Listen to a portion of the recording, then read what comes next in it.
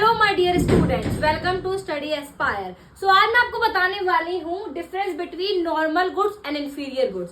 तो normal goods वो goods होते हैं जिनका पॉजिटिव रिलेशनशिप होता है क्वांटिटी और इनकम के साथ, बट इंफीरियर गुड्स वो गुड्स होते हैं जिनका नेगेटिव इम्पैक्ट होता है आपका इनकम और क्वांटिटी के साथ। देखो इसका मतलब क्या है, अगर इनकम नॉर्मल, अगर लोगों की इनकम बढ़ेगी तो नॉर्मल गुड्स की डिमांड भी बढ़ेगी, ठीक है।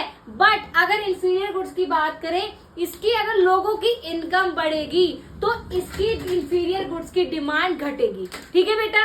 सो next point is normal goods are chosen when prices are low. Normal goods को तब खरीदा जाता है जब प्राइसेस कम होते हैं, बट इंफीरियर गुड्स को तब चुना जाता है, तब खरीदा जाता है जब उनकी basically inferior goods are chosen when their prices are high. भाई अगर इंफीरियर गुड्स, अगर चीप क्वालिटी के गुड्स की प्राइस अगर हाई होंगे तभी लोग खरीदेंगे, वरना नहीं खरीदेंगे।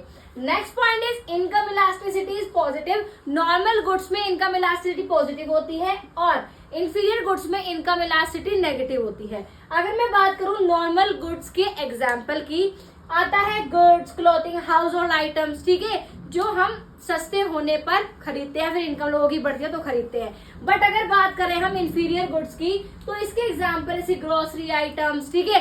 अगर कोई चीज महंगी होगी, ठीक है, तो अगर लोगों की इनकम बढ़ेगी तो भाई वो सस्ती चीजें नहीं खरीदेंगे, मतलब इंफीरियर गुड, चीप क्वालिटी के गुड्स को नहीं खरीदेंगे, अच्छी क्वालिटी के गुड्स खरीदेंगे जो महंगे होंगे, ठीक है। आई होप आपको बहुत इजीली, बहुत आसान लैंग्वेज में आपको समझ में आ गया होगा नॉर्मल गुड्स और इंफीरियर गुड्स कौन से होते हैं। तो I hope you like the video, so please do like, share and subscribe my channel. Comment section में बताओ आपको कितना समझ में आया, नहीं समझ में आया, किस टॉपिक पे आप वीडियो चाहते हो उस मुझे आप कमेंट सेक्शन में बताओ। So thank you so much for watching and all the very best for your future as well as for your exam.